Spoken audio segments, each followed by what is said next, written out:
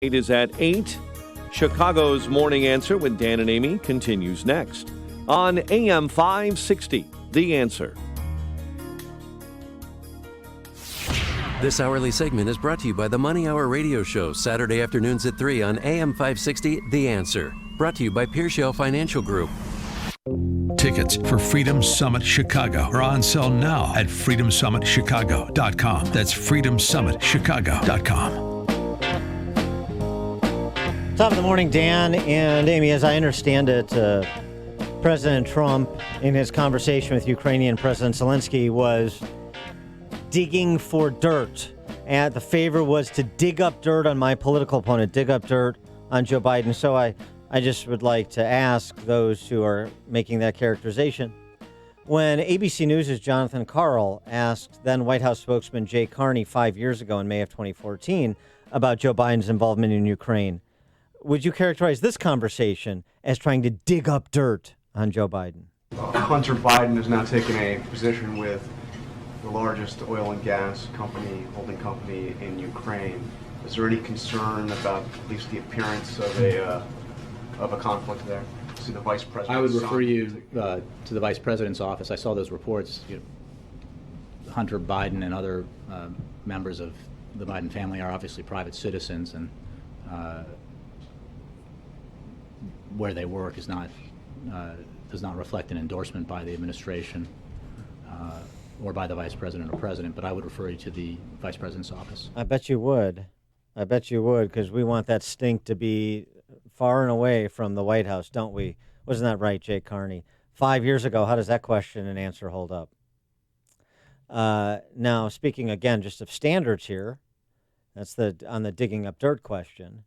On the overturning an election, nullifying a duly elected president,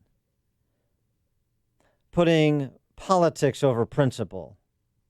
Let's get in our Wayback Machine and go back to the Clinton era and hear from some of the same principles in the current saga back when it was Bill Clinton in the crosshairs. Nancy Pelosi, Maxine Waters. This is good, too. Jerry Nadler. And that's Fat Jerry Nadler. Not that skinny Jerry. Fat Jerry. It was the jollier. He had more energy, too. You can hear it because he was eating more. Nadler, Waters, Pelosi, and end it with our very own Joe Biden. We are here today because the Republicans in the House are paralyzed with hatred of President Clinton, and until the Republicans free themselves of this hatred, our country will suffer. They are driven by hatred. They hate Bill and Hillary Clinton so much they will stop at nothing to bring him down. Oh, but they got another thought coming. That no impeachment should proceed without bipartisan support. It's about a punishment searching for a crime that doesn't exist. An impeachment of a president is an undoing of a national election. And one of the reasons we all feel so angry about what they are doing is that they are ripping from us, they are ripping asunder our votes. They are telling us that our votes don't count. The American people don't think that they have made a mistake by electing Bill Clinton, and we in Congress had better be very careful before we upset their decision and make darn sure that we are able to convince them, if we decide to upset their decision, that our decision to impeach him was based upon principle and not politics. Well, is it based on principle and not politics now? I mean, you can invoke the rule of law as much as you want, but you note that when they invoke the rule of law, they can never point to a law that's been violated. For more on this topic, we're pleased to be joined again by John Hinderaker, president of the Center of the American Experiment, and, of course, one of the founders of Powerline Blog, powerlineblog.com. That's a must-read blog on a daily basis. John, thanks for joining us. Appreciate it. Hey, good morning, guys. Good morning. So let's just start with Tom Bossert, Trump's former national security advisor, who essentially said he is troubled by the conversation, but knowing Trump how he knows him, he doesn't think there was any effort to extort or anything of the sort, anything illegal. But he's afraid that Trump, like Ahab, cannot resist going for the white whale of vindication from all of these investigations, and he does himself more harm than good in so doing. Well, I don't agree with that. I mean, I think Trump is his own best advocate and his own best defender. You know, this impeachment proceeding that we're about to see unfold is entirely political. And that's understandable because impeachment is a political process, not a legal process. Now, you do have to say, what is the high crime that the president allegedly committed, right? But that said, it is a political process. And one of the things that are really strange about this one, in my opinion, is that we already know what happened. You know, normally when you have an investigation, it's because you know certain facts and they kind of point in a given direction. They're sort of tantalizing, but you need to know more. And the idea is that the investigation will allow you to dig up those additional facts so that you can really make a judgment. Well, here we already know everything we're ever going to know about the conversation between President Trump and President Zelensky. The transcript has been released by the president. And so I don't know what the investigation is going to consist of. I mean, they've said, and Adler has said, that they are soon going to call the so-called whistleblower. I would call him or her the Democratic Party loyalist, not the whistleblower. But they're soon going to call that person to testify. Well, it turns out that everything that person had was hearsay. Right. It was second and third degree hearsay, rumor about what may have been in this conversation. Well, we know what was in the conversation. We've got the transcript. So I don't know what in the world it means to call somebody who wasn't there, didn't hear it, didn't read it any sooner than the rest of us did. Well, this is really an Alice in Wonderland hole that we have dropped out into here. Well, the phone transcript shows that no federal bribery statutes were committed. I get that. But another point of contention with the Democrats is the fact how the phone call was stored. They're making that a big issue. Do you know what the protocol is, and did they violate anything? I mean, to me, this is the craziest thing of all. They're complaining because the president's conversations, at least some of them, with foreign leaders are stored on a secured server so that the whole world can't get at them. Well, my Lord, I should hope so. I mean, it certainly ought to be the protocol. I mean, how did the Obama administration store that kind of information? Well, Hillary Clinton, put up a private server in the bathroom of her house and hired some random IT guy from Colorado to look after it for her. No, keeping conversations with foreign leaders on a secured server is exactly what the White House ought to be doing. Well, right. We have evidence that have nothing to do with this, evidence of conversations he's had with other foreign leaders that portions of which were leaked. So they clamped down. So now, wait a second. You're blaming the president. You've got a fifth column action happening in the intelligence community, and the president is to be impeached because he's trying to protect the sanctity of those conversations. I mean, this is all upside down. They think they've got like the right to leak. Yeah, it's so wrongful for the president to frustrate their right to leak. I mean, it's crazy. It's bizarre. It is bizarre. Now, Stephen Miller, the president's one of the president's senior advisors on Wallace's show yesterday, essentially suggested that we've got it all wrong. We, the D.C. press corps. It's Trump who's the whistleblower on corruption in the previous administration, and I think he was including Biden, but he wasn't limiting himself to Biden.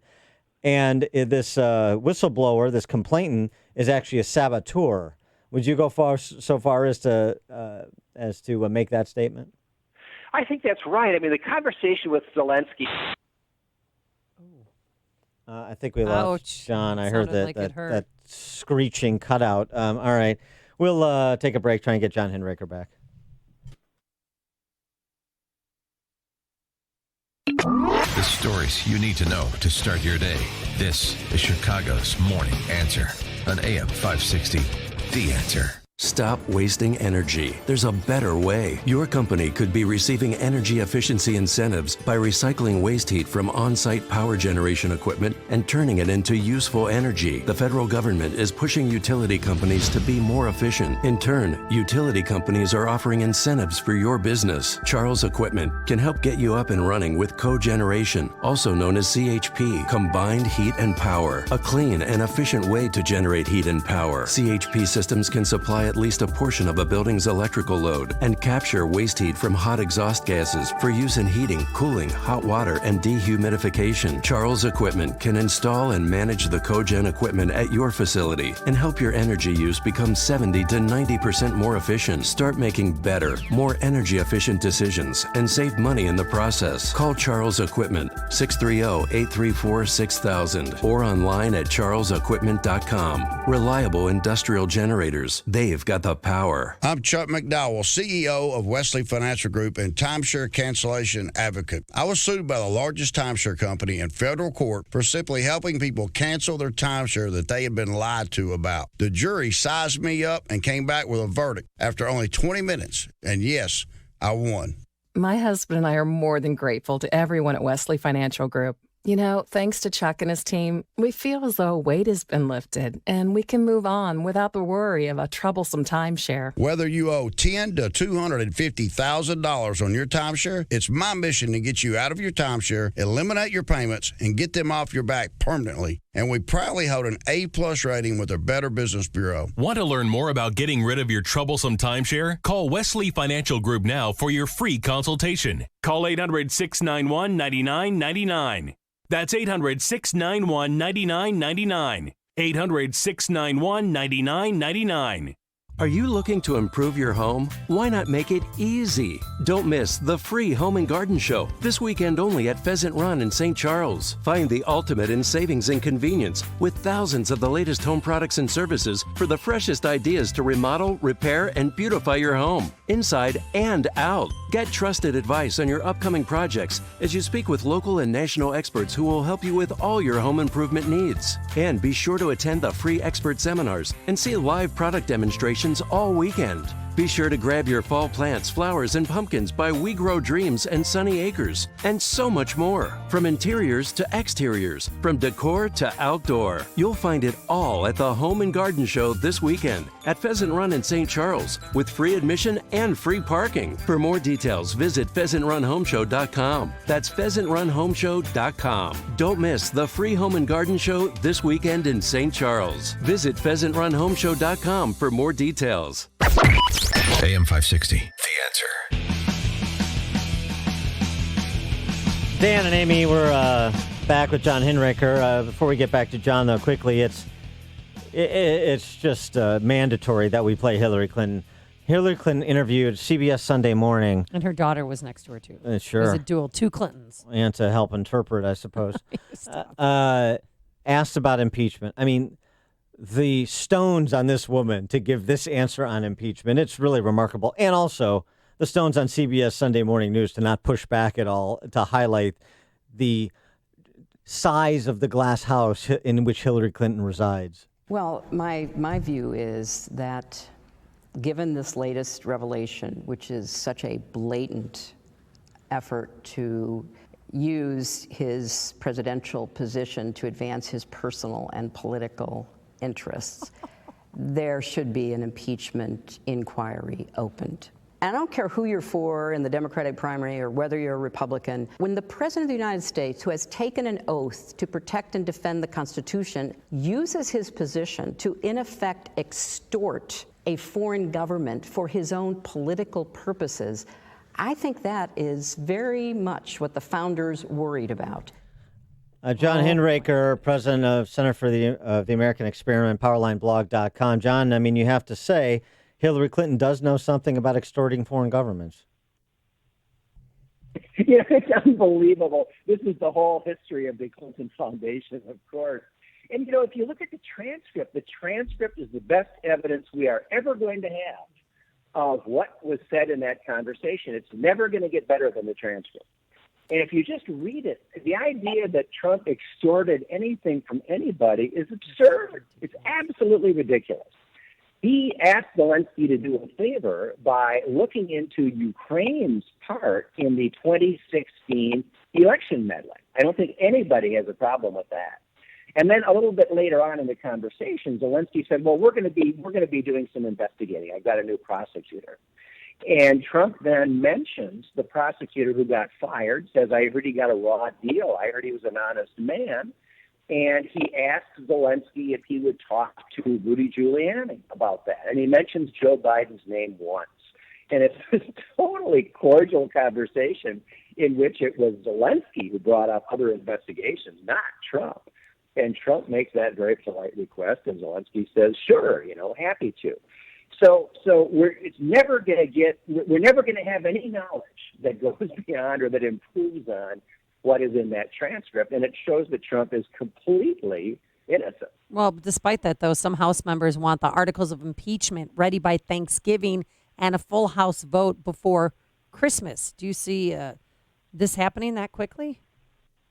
Well, who knows? It'll happen on Nancy Pelosi's timeline. She made some offhand comment a day or two ago about hearings. Maybe you'll have some. I don't think there's much of a need for hearings. Yeah. They could hold the vote yesterday. It wouldn't change anything. As soon as Nancy Pelosi is done with her period of prayerful reflection, then it will be time to hold the impeachment vote, as I understand it. John Hinderaker. I'm sorry. Go ahead, John. I was just going to say, one reason why the Democrats are not anxious to see a lot of development here, a lot of facts coming out, is because this is the classic swamp. Here is Hunter Biden, Joe's son, getting a deal for $3 million to do what? Nothing. He knows nothing about Ukraine. He knows nothing about natural gas, but they're willing to pay him $3 million so that the Biden family, a lot of other things going on there too, can retire wealthy. And that is the swamp. That is what Donald Trump was elected to do away with. And if anybody asks a question about it, then they're the problem.